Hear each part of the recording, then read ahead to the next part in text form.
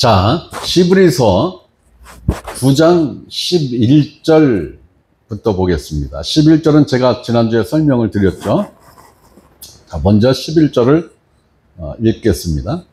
그리스도께서는 장래 좋은 일의 대제사장으로 오사 손으로 짓지 아니한 것, 곧 이 창조에 속하지 아니한, 가면 손으로 짓지 아니한 것, 누구 손으로 짓지 아니한 것이에요? 사람의 손으로 짓지 아니한 것, 곧 이 창조에 속하지 아니한, 그러니까 이 창조에 속하지 않은 것이라는 얘기는 뭐예요?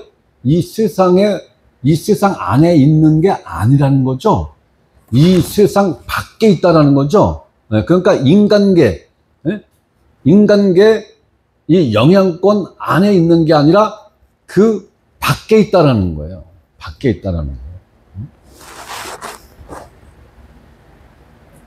더 크고 온전한 장막으로 말미암아. 자, 12절. 염소와 송아지의 피로 아니하고, 자, 염소와 송아지의 피로 아니하고 오직 자기의 피로 영원한 속죄를 이루사. 이루었다라는 거죠. 자, 염소와 송아지의 피로 아니했다라는 얘기는 예수 그리스도의 모형과 그림자, 즉 율법의 제사는 끝났다라는 선언인 것입니다. 율법의 제사로는 곧 모형이자 그림자인 동물의 피의 제사는 끝났다라는 선언인 것입니다. 율법의 희생 제사는 끝났다라는 거예요. 그렇다면 동물도 필요 없지요? 그래서 지금 교회에 양 끌고 와서 먹다는 사람 있습니까? 없죠. 그럼 제사장도 필요 없지요? 그런데 왜 안수받은 목사님들을 왜 제사장직이라고 할까요? 네? 필요 없는데, 제사장이 필요 없는데, 네. 특별히 한정된 한 부류에 속한 사람들이 맡는 제사장은 끝났잖아요. 필요 없죠. 베드로전서 1장에 뭐라고 그랬어요? 거듭난 그리스도인들은 100%가 제사장이야. 하나님 왕국의 제사장이야. 그랬거든요. 자, 성전도 필요 없지요? 이렇다면은 율법이 활동하는 그 시한도 끝났다라는 거죠. 마무리됐다라는 거예요.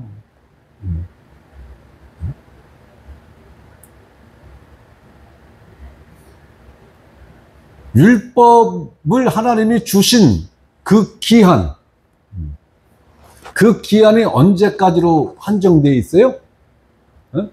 그리스도가 오실 때까지, 그의 자손이 오실 때까지. 그러니까 예수 그리스도가 오실 때까지, 정확하게 이야기하면 예수 그리스도가 십자가에서 죽는 그 순간까지, 그때까지만 율법이 활동하는 거예요.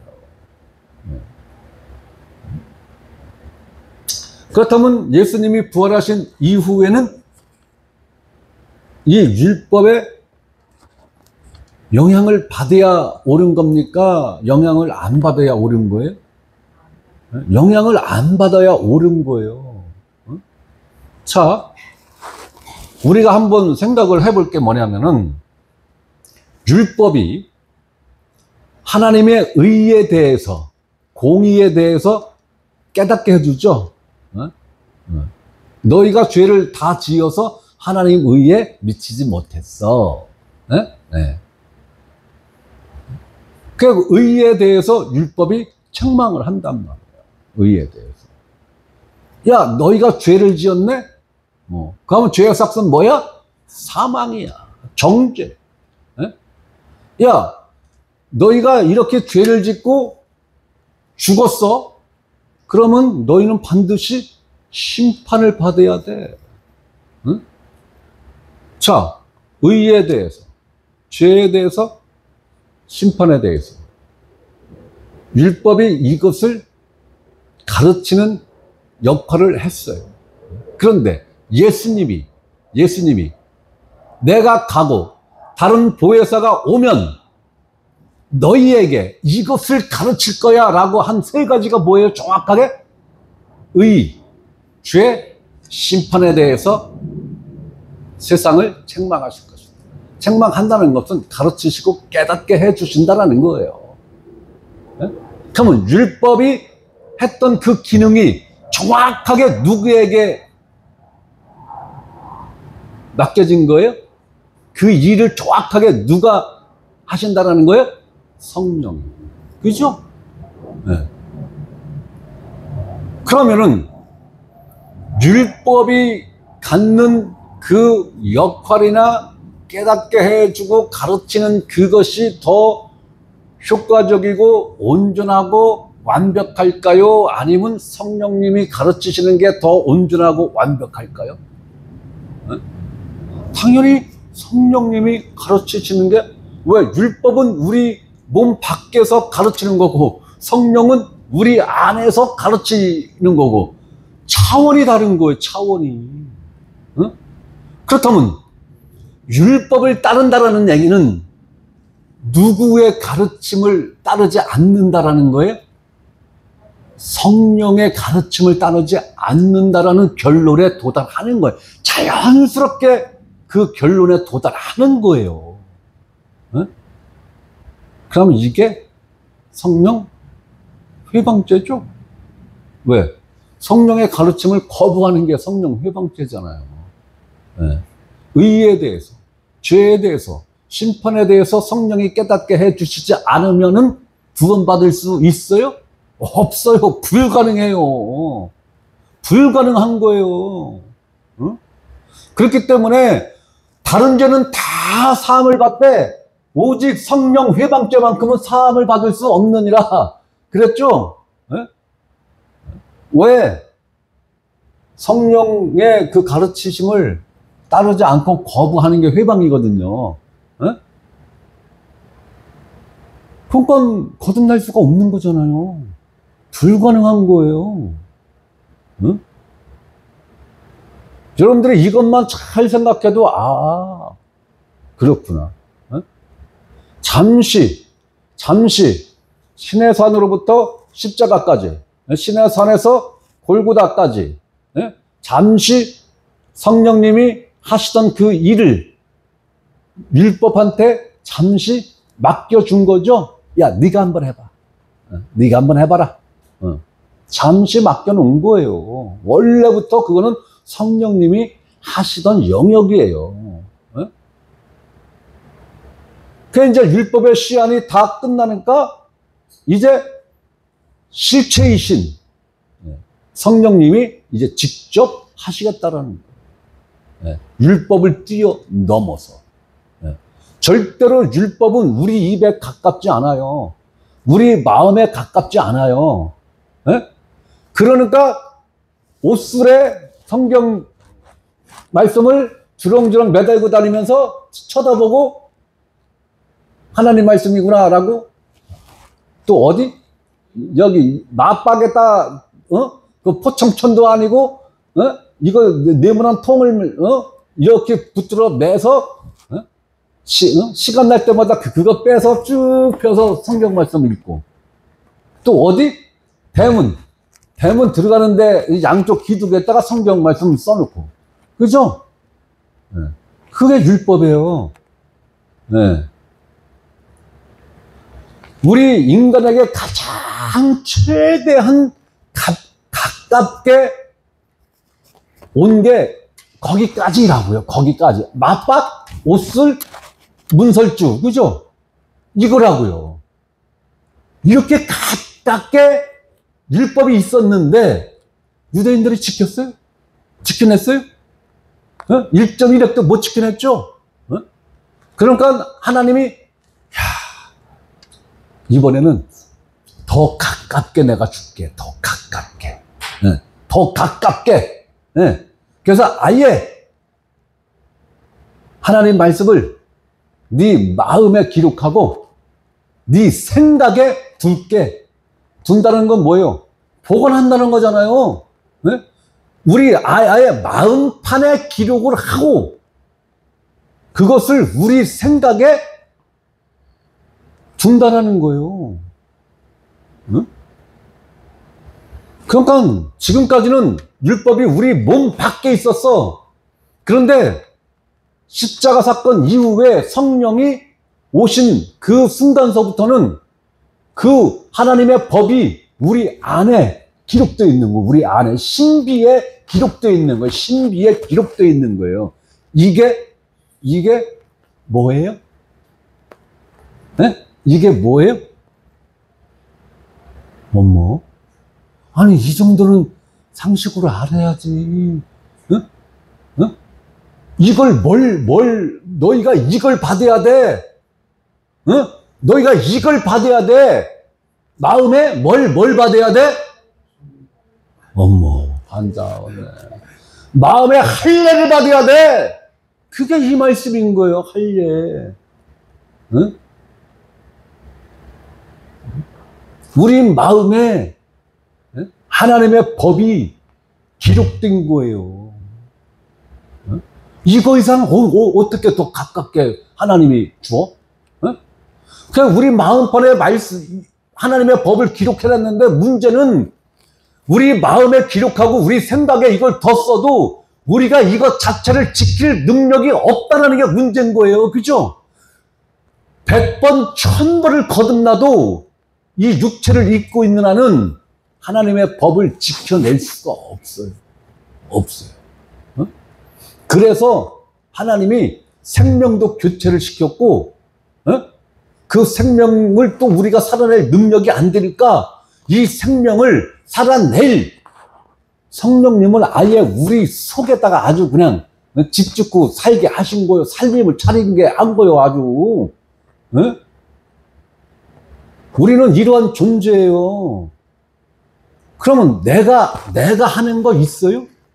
아니, 내 생명도 내가 살지 못하는데 내가 하나님의 법을 지킬 수 있다고? 말 같지도 않은 소리지.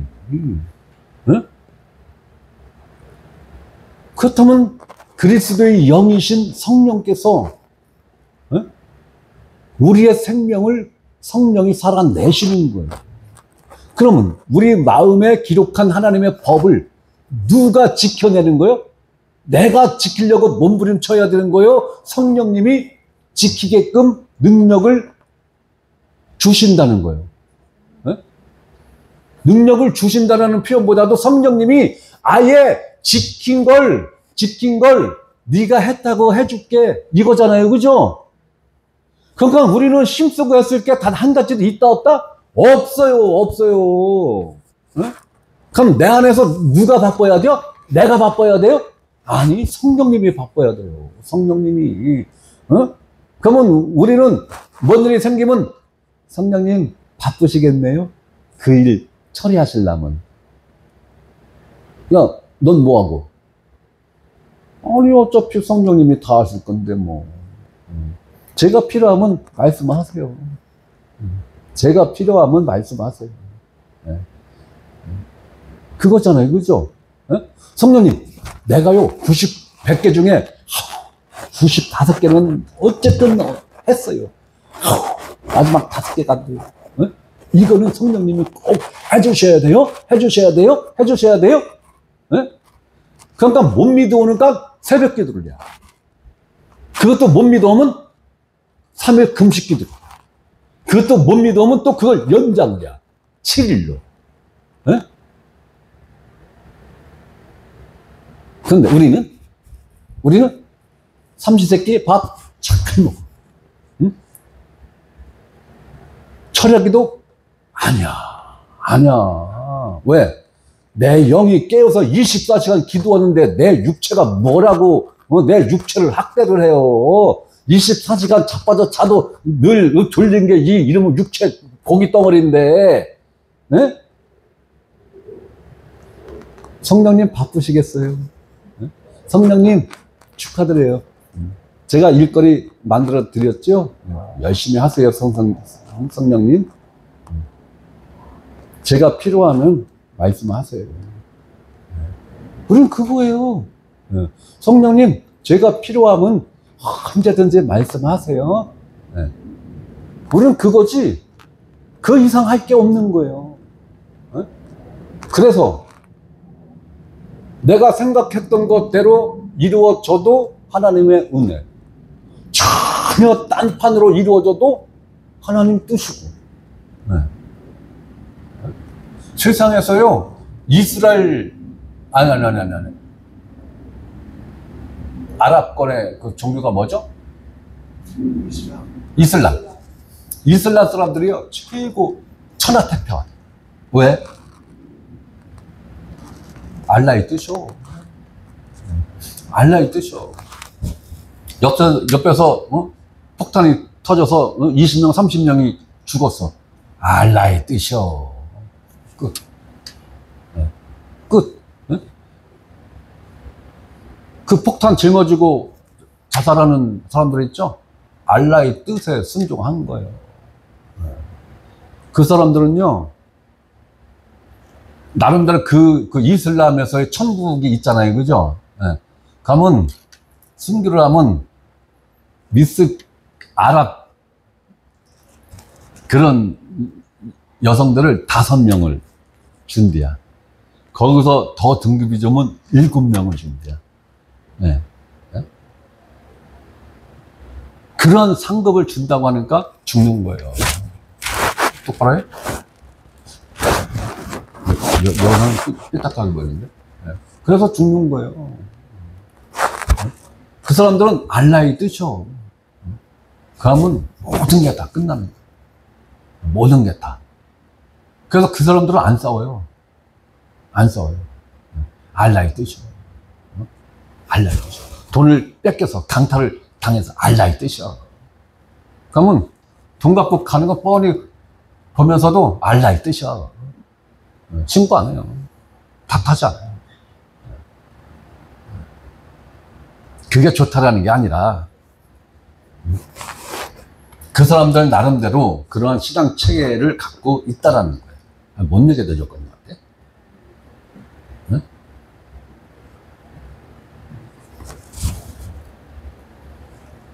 율법의 활동 기간은 끝났어요. 끝났어요. 네. 네? 율법이 해야 되는 그 교육의 역할, 교육입니다, 교육. 네. 율법이 인간들을 가르치던 그 부분의 영역을 이제는 예수님이 정확하게 성령님에게 넘겼죠. 네.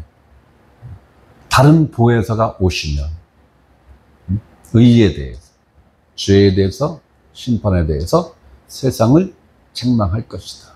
네. 이 일을 누가 했었어요? 그동안에는 율법이 했던 거예요. 율법이. 그럼 더 이상 율법이 해야 할 일이 더더욱 없어진 거죠. 더더욱. 네, 더더욱 없어진 거예요. 네? 그렇기 때문에 거듭났다라는 건 단순히 네? 내가 예수를 진실되게 믿기로 했어. 이 차원이 아니죠. 네. 네? 그 차원은 유치원이나 초등학교 한 3, 4학년, 요 정도 애들한테나 이제 가르치는 수준이고, 거듭났다라는 것은 엄청난, 그 영적인 그 스케일이 있는 거예요. 감히 우리가 범접할 수 없는 이것이다라고 그 범위를 한정 지을 수가 없는 거예요. 사실은 거듭남이라는 게.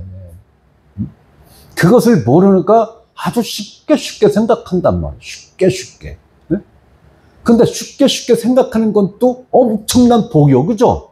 네? 거듭남 자체가 뭔지도 모르는 사람들이 수들켜.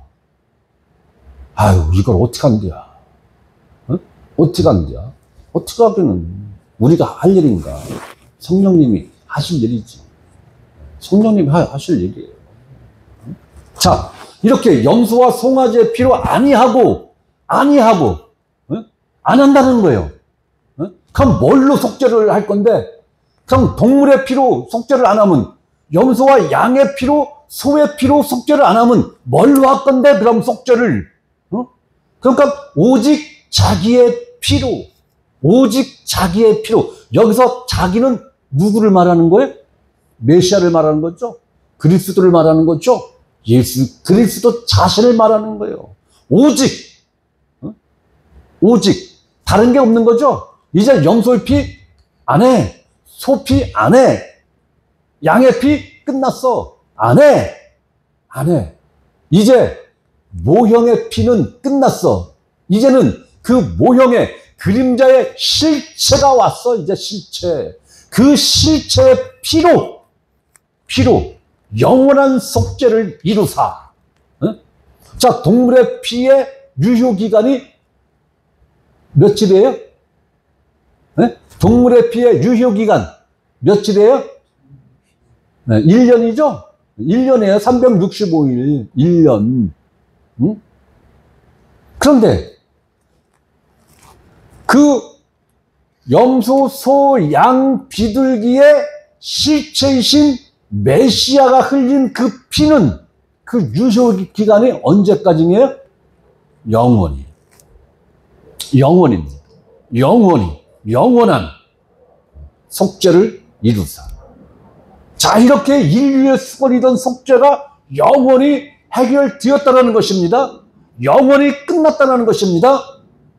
그렇다면 이 선언을 누가 가장 기다렸으며 이 선언이 선포될 때 누가 가장 기뻐하였겠습니까? 네? 아유, 내가 설교하면서 지나치게 너무 많이 물어본다, 진짜. 네. 다른 목사님들은 한 50분, 1시간 설교할 때, 뭐, 한 번 물어볼까 말까, 그러더구만. 거의 안 물어봐. 물어봐도 1초도 안 기다리고 자기가 또 답을 금방 이야기해. 성도들이 스트레스 받을까 봐. 근데 참, 양 목사는 참 집요해. 한 10번 이상은 20번 가까이는 물어보는 것 같아요. 그죠? 네? 그리고 대답을 또 기다려요, 또. 어? 아유, 참 집요해. 네? 자, 그럼 이 선언을 누가 가장 기다렸으며 누가 가장 기뻐하였을까요? 하나님. 다 동의하십니까? 이래서 공부가 필요한 거야, 이래서. 참, 난 여러분들이 너무 감사해. 제가 그렇게 성심성의껏 말씀을 드려도 금방금방 까먹어. 아우, 너무 나는 감사해요. 에? 왜? 이 선언을 가장 기다렸던 분들, 그리고 이 선언이 딱 선포되자 가장 기뻐했을 존재들이 누구라고요? 구약시대 성도들. 그 이유가 뭘까요? 에? 아니, 또 그림 그리면 금방 알 텐데, 에? 내가 무슨 그림을 그릴지도 지금 머릿속으로 연상이 되시면은 그 이유도 금방 알 텐데, 에? 언제는 속죄를 받았기 때문에 언제는 속죄가 그렇죠. 예. 구약시대 성도들은 자기 죄를 담보로 넘긴 거잖아요. 속죄가 이루어진 게 아니라, 그죠? 예. 그 죄를 동물의 피로 덮어만 놓은 거잖아요. 덮어만. 산더미 같이 덮어만 놓은 거예요, 지금. 예? 그러니까 천국에 가서도 마음 한구석에서는 예수님이 십자가를 언제 짊어지실래나, 우리 죄를 속죄할 날짜가 언제일까, 언제 예수님이 피를 흘리실까, 이것만 학속에 기다렸지 않겠어요? 그죠? 어? 안 기다렸을까? 기다렸을 것 같아. 그러니까 영원히 속죄가 끝났어! 라는 이 선언이 딱 이루어질 때 천국에서 구약시대 성도들이 아주 뭐 그냥 난리가 났을 것 같아. 이야, 이제 그리스도가 우리에게 주신 이 멸류관이 그동안은 내 거가 아니었어. 그죠? 하나님이 주긴 줬는데 내 거가 아니요. 내 거가 아니었어. 그러니까 이게 딱 선포되자마자 요한계시록에서 그 멸류관을 벗어서 다 예수님한테 바치잖아요. 이 멸류관의 주인은 주님이십니다. 그 멸류관이 뭔데? 생명의 멸류관. 생명의 멸류관. 구약시대 성도들이 가장 기다렸던 거예요. 그럼 가장 긴 시간 동안 기다렸던 분이 누구예요? 네? 가장 긴 시간, 자그마치 꽉 찬 4,000년을 기다리신 분이 누구예요? 네? 아담과 하와잖아요. 아담과 하와. 네? 얼마나 기뻐했겠어요. 네. 그런데 신약시대 성도들은 이러한 기다림이 없었죠. 네, 이러한 기다림이 없어요. 그러니까 기다림이 없다 보니까 기쁨도 별로요. 그냥 무덤덤이야. 아이 그냥 구원 받았대야. 아이 생명 받았대야. 아이 거듭났대야. 그럼 됐지 뭐. 이걸로 끝이요. 감동이 없어. 기다림이 없었습니까? 학수고대 하는 그 아주 절절한 소망이 없었습니까? 자그마치 아담은 하와는 4,000년을 기다려서 받은 기쁨이에요. 속죄가 4,000년을 기다렸어.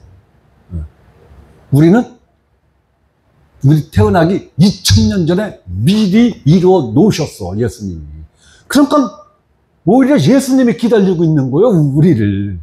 그죠? 네. 구약시대 성도들이 기다렸어. 메시아. 아버지, 메시아 언제 보내줘요?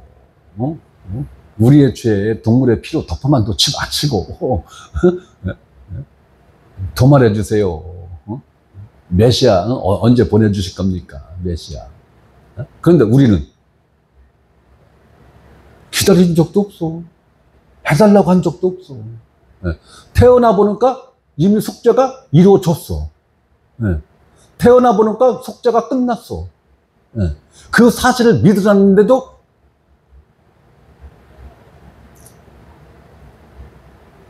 잘 안 믿어. 아유, 세상에 어쩌면 그렇게 안 믿어.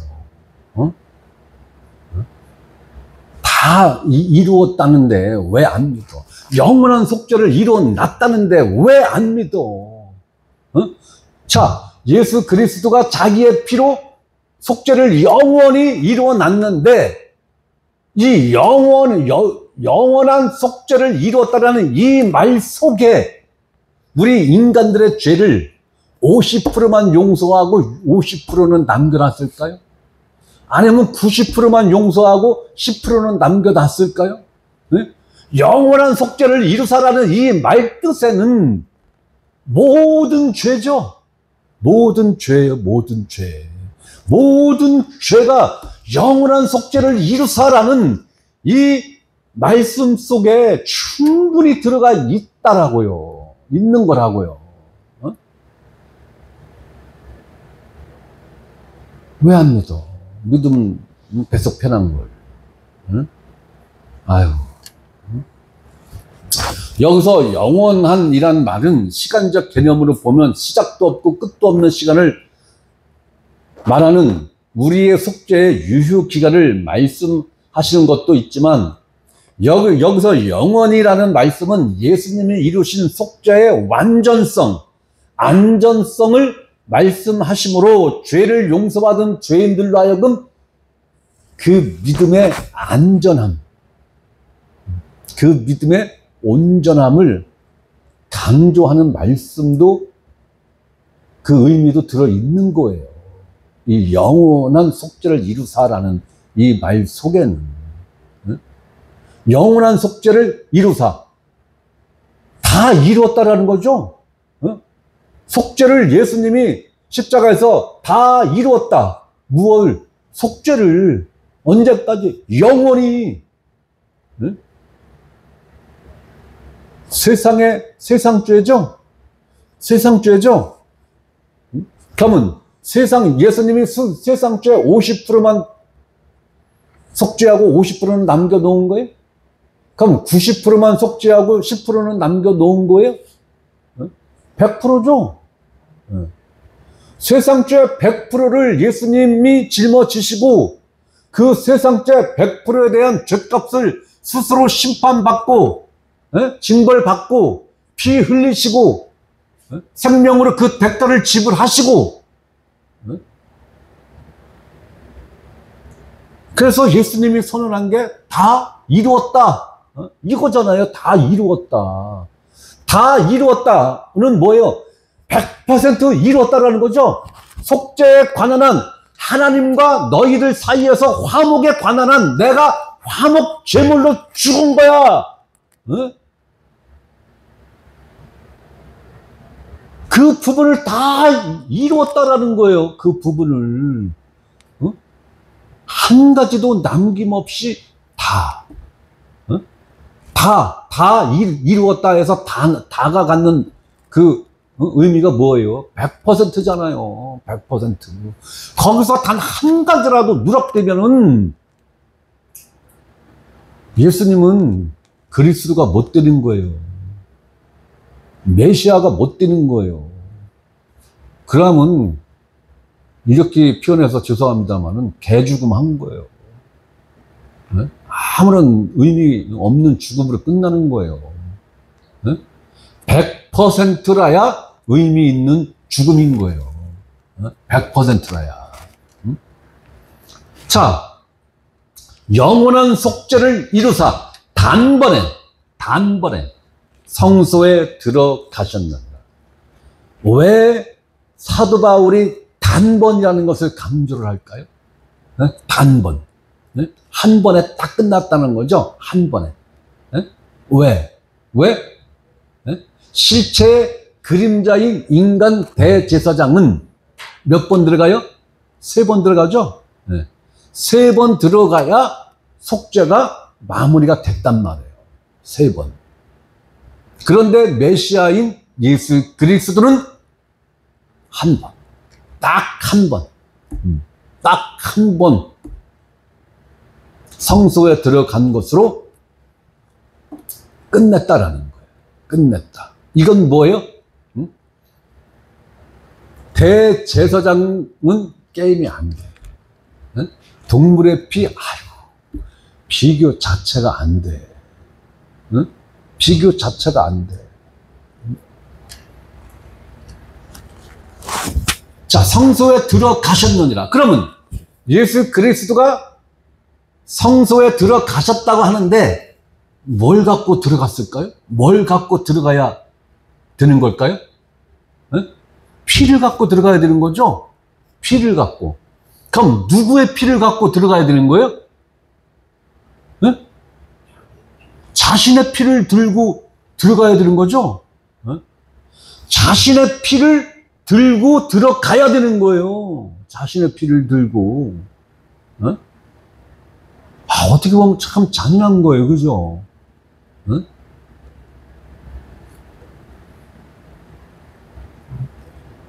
어린 양으로서 죽으시고 대제사장으로서 자신이 흘린 피를 들고 하나님 성소에 들어가셨다라는 거예요. 어린 양으로서의 임무도 완성했고 대제사장으로서의 임무도 완성하신 거예요. 어?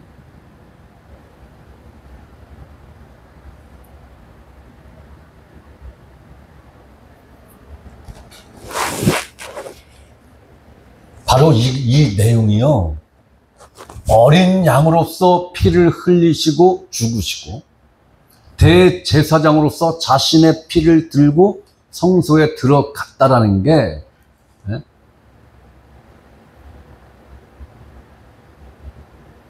이게 복음의 핵심 내용이에요.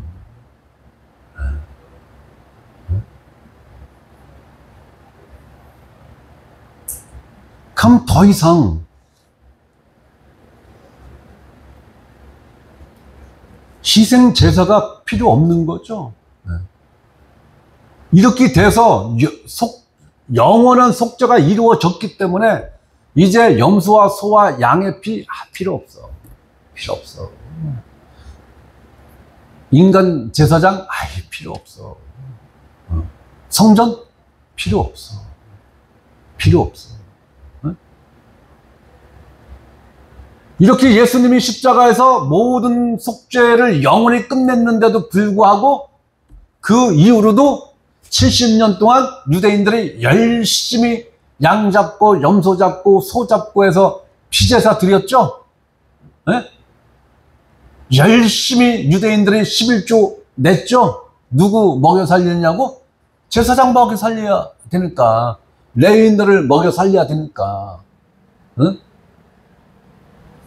그리고 성전에 가서 열심히 그 율법 제사 의식을 행했죠. 하나님이 몇 년 동안 참으셨어요? 네? 예수님 돌아가시고 대략 40년 참으신 게 그죠? AD 70년에 없앴으니까. 대략 40년 하나님이 40년 유예 기간을 준 거예요. 그래도 메시아를 인정을 안 하니까 성전을 아예 그냥 흔적도 없이 없애버렸잖아요. 흔적도 없이. 그러니까 제사를 드릴 수가 없죠. 그러니까 이제 그때 비로소 양과 염소와 소가 자유를 누린 거예요. 야, 이제 하나님께 제사 드릴 명목으로 우리가 죽을 일은 없어. 그 부분에서는 우리 자유야. 얼마나 좋아했을까? 이스라엘의 염소와 양과 소와 비둘기들이 얼마나 좋아했을까? 그게 없어지니까 레위인들하고 제사장이 필요 없죠? 없어요. 필요 없어. 이게 싹 없어지니까 유대인들이 무엇으로부터 해방됐어요? 11조로부터 해방됐죠? 하나님이 유대인들을 11조로부터 자유함을 줬다고요. 그래서 지금 유대인들은 그 자유함을 누리는데 왜 기독교인들은 그 11조의 종이 돼서 이렇게 고생을 하나 몰라? 네?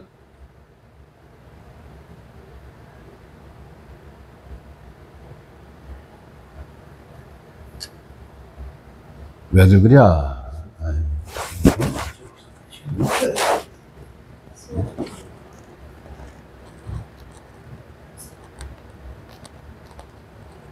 끝났다라는 거예요.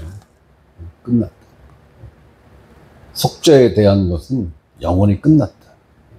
자, 13절 봅니다. 염소와 황소의 피와 및 암송아지의 죄를 부정한 자에게 뿌려 그 육체를 정결하게 하여 거룩하게 하거든. 하물며 영원하신 성령으로 말미암아 흠없는 자기를 하나님께 드린 그리스도의 피가 어찌 너희 양심을 죽은 행실에서 깨끗하게 하고 살아계신 하나님을 섬기게 하지 못하겠느냐.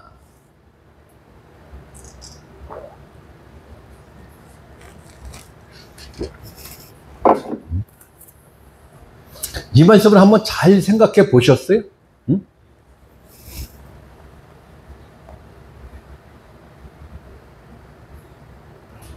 자, 자, 먼저 13절에 염소와 황소의 피와 및 암송아지의 죄를 부정한 자에게 뿌려 그 육체를 정결하게 하여 거룩하게 하거든. 이 의미 아시나요?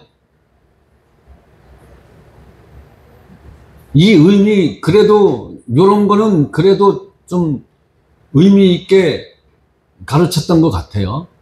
네. 의미 아시죠? 죄를 뿌렸다는 것은 응? 모두 피를 뿌리는 거하고 대단한 거예요. 이 죄 속에 피가 다 들어있는 거예요. 죄만 생각하면 안 돼요. 네. 내가 그럴 것 같아서 민수기 19장 전체를 읽으려고 여기다가 표기를 해놨어. 네. 여러분들이 그 의미를 잘 알면 내가 이제 안 읽고 건너뛰려고 그랬는데 오늘은 14절은 설명을 못 할 것 같아요. 그러면 자, 민수기 19장. 민수기 19장.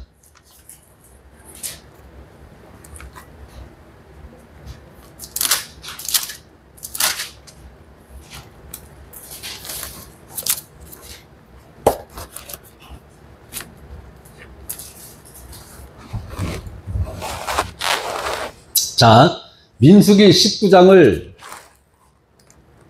다 봐야 됩니다. 다. 자, 봅니다. 여호와께서 모세와 아론에게 말씀하여 이르시되 여호와께서 명령하시는 법의 율례를 이제 이르노니 이스라엘 자손에게 일러서 온전하여 흠없고 아직 멍에 매지 아니한 붉은 암송아지를 내게로 끌어오게 하고. 자, 여기서 온전해야 됩니다. 네. 흠이 없어야 됩니다. 네. 아직 멍에 매지 아니한 멍에. 네. 멍에가 뭐예요? 네? 네. 일을 하지 아니한. 이건 어떤 의미인지 아세요? 네? 종노릇하지 아니한. 아직 종노릇하지 아니한 거라야 되는 거예요. 멍에를 맸다라는 건 뭐예요? 네? 종노릇 했다라는 거예요. 종노릇. 그러니까 우리 인간들은 100% 뭐에 멍에를 짊어지고 태어나요? 태어나기를 죄의 멍에, 사망의 멍에를 아예 둘러머 매고 태어나죠? 네. 그래서 인간으로 태어난 존재는, 아담의 후손으로 태어난 존재는 하나님의 어린 양의 자격 자체가 없어요. 네. 네? 근데 예수님은 죄를 알지도 못하셨다고 그랬죠? 죄를 알지도 못했다는 의미가 뭐예요? 죄를 진짜로 몰랐어요, 예수님이? 아니죠? 죄를 지은 사실이 없다는 거예요. 죄를 짓지 않았다는 것은 뭐예요? 죄에 종노릇하지 않았다는 거예요. 바로 멍에를 매지 아니했다라는 게 그 얘기인 거예요.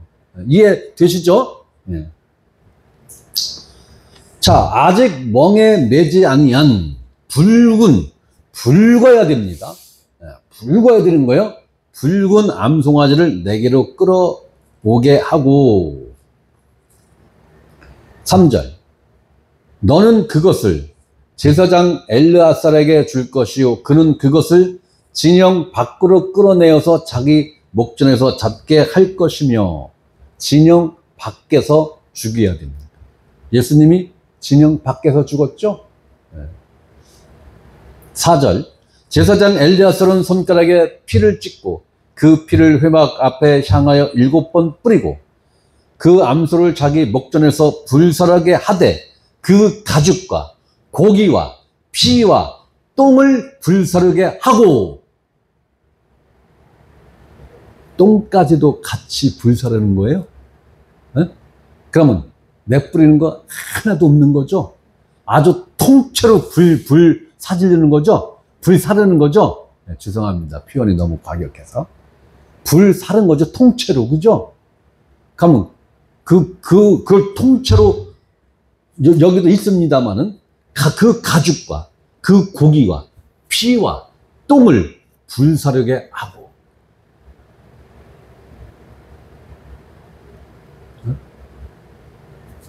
예수님은 버릴 게 한 가지도 없는 거예요. 그죠? 네. 네?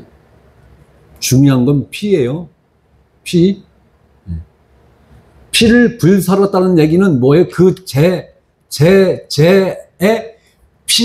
피의 성분이 있다라는 얘기죠? 이해하시는 거예요? 예. 적극적으로 의사 표현을 해야 제가 진짜 확 나갑니다. 예. 6절. 동시에 제사장은 백향목과 우슬치와 홍색실을 가져다가 암송아지를 사르는 불 가운데 던질 것이요. 이거 뭐 백향목도 무슨 의미가 있고 우슬치도 무슨 의미가 있고 홍색실도 무슨 의미가 있다가 있는 건데 이걸 다 설명하려면 밤새워는. 자, 7절. 제사장은 자기의 옷을 빨고 물로 몸을 씻은 후에 진영에 들어갈 것이라. 그는 저녁까지 부정하리라. 이래서 사마리아에서 거지반 죽은 강도를 제사장이 슬쩍 지나간 거예요. 레위인도 거들떠도 안 보고 슬쩍 지나간 거예요. 그거 만졌다가 죽는 날에는 이러한 절차를 밟아야 되니까 귀찮은 거예요. 귀찮은 거예요. 그러니까 이 제사장과 레위인에게는 사랑이 있는 거예요? 없는 거예요? 없는 거죠? 그러면 율법 613가지 몽땅 다 못 지킨 거죠? 못 지킨 거예요. 그런데 이 사람들이 왜 회피했어요? 누구를 사랑하기 때문에? 하나님을 사랑하기 때문에 하나님께 제사를 드리기 위해서 그렇게 한 거죠? 네. 이 사람들도 나름대로 생각은 있었다고요. 그런데 예수님이 내리는 결론은 야, 제사장과 레위인은 사랑이 없어. 사랑이 없다는 얘기는 뭐야? 율법 613가지 싸곡인 거야. 그렇게 드리는 거예요. 8절. 송아지를 불사른 자도 자기의 옷을 물로 빨고 물로 그 몸을 씻을 것이다. 그도 저녁까지 부정하리라. 이에 정결한 자가 암송아지의 죄를 거두어. 자, 이렇게 죄를 거두어. 그러니까 이 암송아지를 죽이고 그걸 불태운 사람들은 부정한 거죠? 네, 부정한 거예요. 그런데 정결한 사람, 그러니까 이 일에 가담하지 아니한 정결한 사람이 그 죄를 거두어, 그 얘기죠, 그죠? 네. 그 죄를 거두어 진영 밖 정한 곳에 둘지니 이것은 이스라엘 자손 회중을 위하여 간직하였다가 부정을 씻는 물을 위해 간직할지니라. 그것은 속죄제니라. 그러니까 사체, 죽은 사람을 장사 지내야 되잖아요, 그죠? 혹은 죽은 짐승, 혹은 죽은 곤충, 이런 걸 만졌어. 그러면 하루 동안 부정하다고 하는 거예요. 그러면 하루 동안 진영 밖에 있어야 되는 거예요.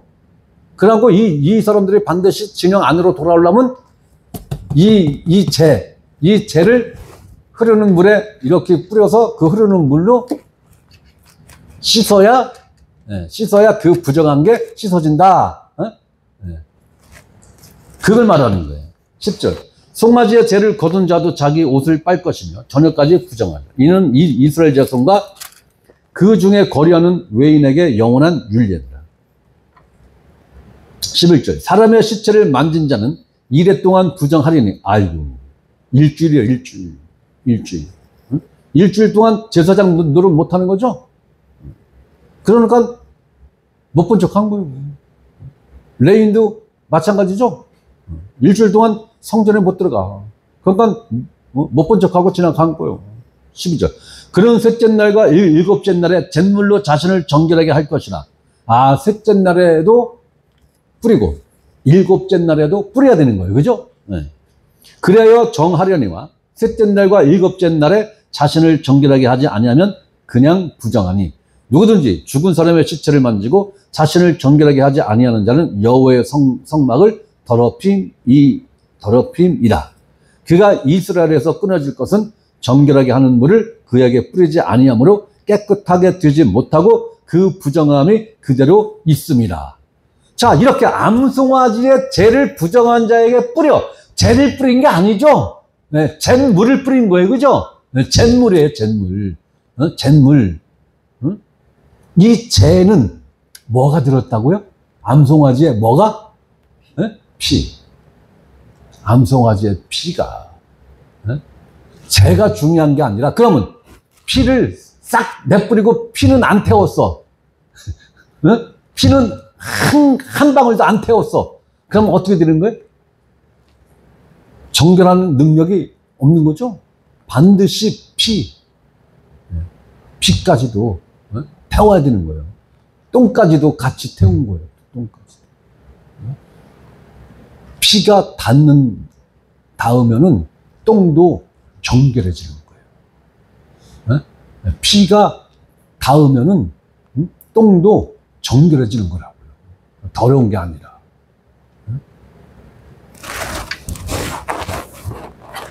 자, 14절. 장막에서 사람이 죽을 때의 법은 이러하니 누구든지 그 장막에 들어가는 자와 그 장막에 있는 자가 이래 동안 부정할 것이며 뚜껑을 열어놓고 덮지 아니한 그릇은 모두 부정하리라.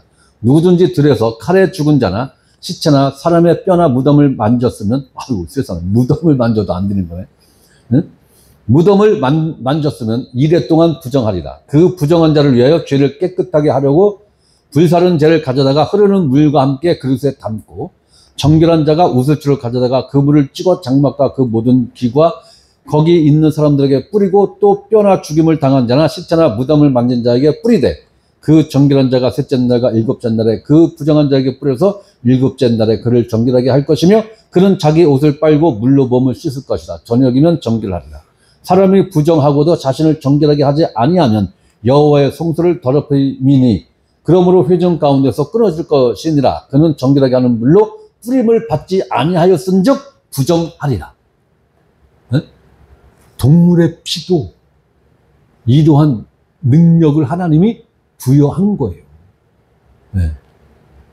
그러면 이 붉은 암송아지가 뭘 상징하는 거예요? 네? 무엇의 예표예요? 네? 메시아죠? 네. 메시아의 예표인 거예요. 네? 그래서 하물며 동물의 피도, 양의 피도, 소의 피도, 양의 염소의 피도 이러한 능력이 있었는데 하물며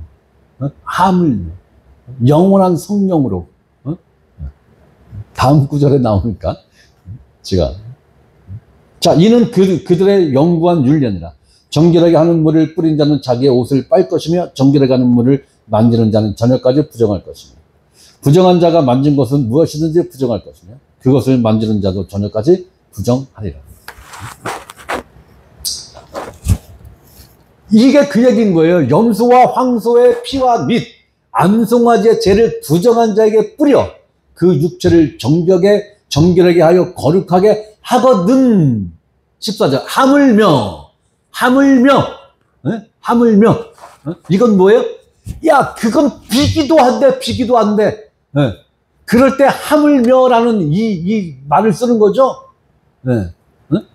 실체의 그림자인 동물의 피도 이런 효력이 있거든. 율법의 실체이신 예수님의 피의 능력은 어떠하겠느냐. 이런 의미가 담겨져 있는 하물며죠. 영원하신 성령으로 말미암아 이 우주 가운데 또 이 우주를 뛰어넘은 그 영원한 세계까지 다 해서 영원하신 분은 딱 몇 분이 있어요? 영원하신 분은 딱 몇 분이 있어요? 한 분? 한 분 있어요? 한 분이에요? 진짜? 세 분이잖아요. 성부, 성자, 성령. 세 분이면서 그렇게 길게 말할 것 같으면 삼위일체 하나님. 그럼 되지 뭐, 그지? 근데 어쨌든 성부, 성자, 성령님이란 말이에요. 여기서 말하는 영원하다라는 의미는 시간적 의미로서 말씀하신 게 아니라 변함이 없으시다. 무한하시다. 다함이 없으시다. 이러한 의미의 영원하신. 자, 이렇게 영원하신 성령으로 말미암아는 뭐예요? 성령으로 인하여 흠없는 자기를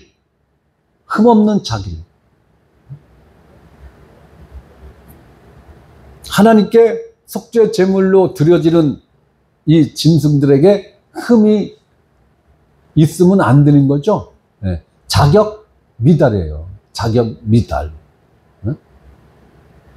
그렇기 때문에 예수님 자신도 하나님의 어린 양으로서 흠이 있으면 어떻게 되는 거예요? 자격 미달이에요. 흠이 있다는 것은 여기서 말하는 흠은 뭘 말하는 거예요? 죄를 말하는 거죠. 죄. 동물에게 흠은 뭐예요? 상처난 거. 어디 부러졌다가 나은 거. 귀가 살짝 찢어졌다가 나은 거. 이런 걸 말하는 거예요. 그러니까 하나님 앞에 제사로 드려지는 이 양을 찾기가 결코 쉽지가 않아요. 그래서 6월절 그 양을 일주일 동안 관찰하죠. 그 양을 선정을 해서 따로 일주일 묶어놓고 일주일 동안 관찰을 하는 거예요. 이놈이 흠이 있나 없나 관찰을 하다가 흠이 있는 걸 발견했어. 그러면 교체해야 되는 거죠? 교체해야 되는 거예요. 그만큼 하나님께 드려지는 이 희생 양의 이 흠 없음은 굉장히 중요한 거예요. 하나님께 드린 흠 없는 자기는 누구예요? 예수 그리스도.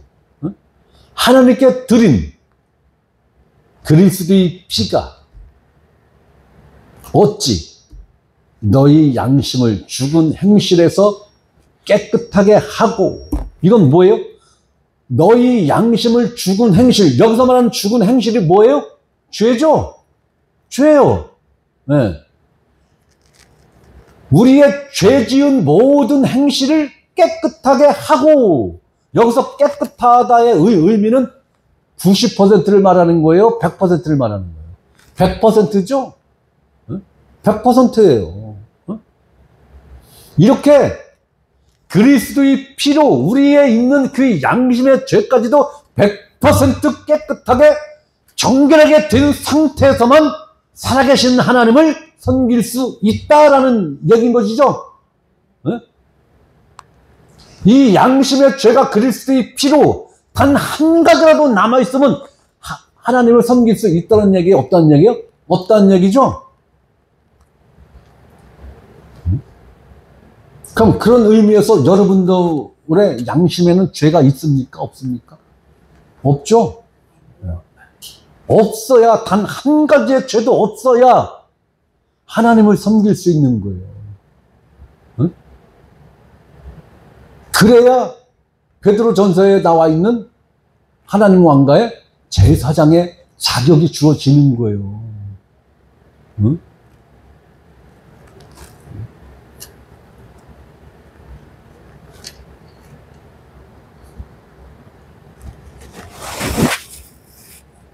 그럼 여기서 하나님의 섬김의 조건이 무엇입니까? 응?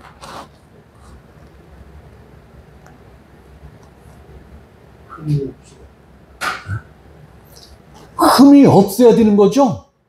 살아계신 하나님을 섬기기 위한 전제 조건이 뭐예요?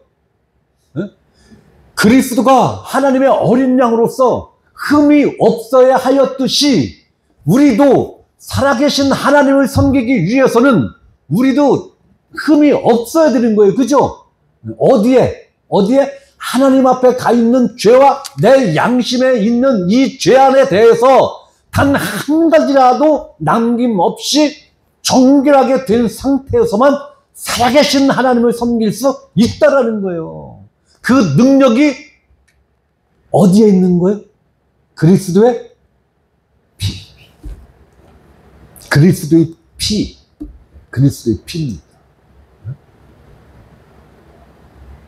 그렇다면 저희 지체들은 이 의미를 제가 이미 충분히 설명을 드렸기 때문에 알고 있는데 이 동영상을 보시는 분들은 과연 여러분들은 이 히브리서 이 말씀과 같이 여러분들 양심의 죄를 그리스도의 피로 깨끗함을 받으셨는가?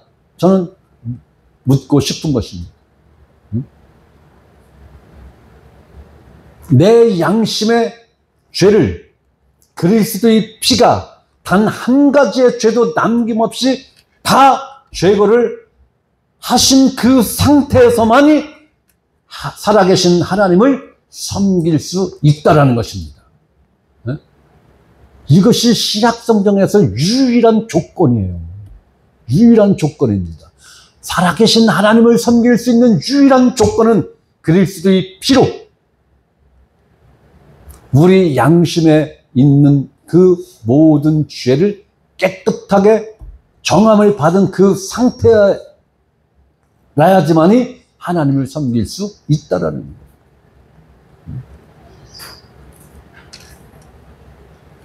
오직 그리스도의 피로서만이 가능하다는 것입니다. 또 한 가지는 살아계신 하나님을 섬기게 하지 못하겠느냐? 그럼 하나님은 살아계신 분이라는 거예요. 그죠? 하나님은 살아계신 분이에요. 그러면 하나님을 섬기는 그 존재가 죽어 있으면 자격이 될까요? 안 되는 거죠. 살아계신 하나님을 섬기게 하지 못하겠느냐? 에서, 야, 그냥 하나님을 섬기게 하지 못하겠느냐? 이렇게 설명해도 충분하죠. 그런데 왜 살아계신이라는 것을 왜 여기다가 덧붙였을까? 살아계신 하나님. 죽은 자는 하나님을 섬길 수 없어. 살아계신 하나님을 섬기는 자는 그 자 역시 하나님과 동일한 생명으로 살아있는 자라야 살아계신 하나님을 어떻게 할 수 있다? 섬길 수 있다라는 것입니다. 네. 그렇다면은 우리가 그리스도의 피로 우리 양심이 깨끗해야 되고 또 하나는 우리가 예수 그리스도 안에서 거듭남으로 하나님을 섬길 수 있다라는 거예요. 네. 이것이 하나의 일직선상에서 놓고 보면 한 가지로 볼 수도 있고 이것을 두 가지로 나누어서 볼 수도 있는 겁니다. 네.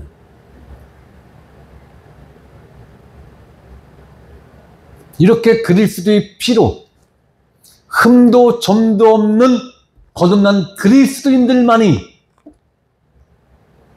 살아계신 하나님을 섬길 수 있다는 것입니다. 그렇다면 여러분들은 이 조건을 충족하고 계십니까? 네. 뭐 이 조건을 충족하신 여러분들에게 제가 더 이상 할 말이 뭐 있습니까? 네. 오늘은 여기까지 하겠습니다.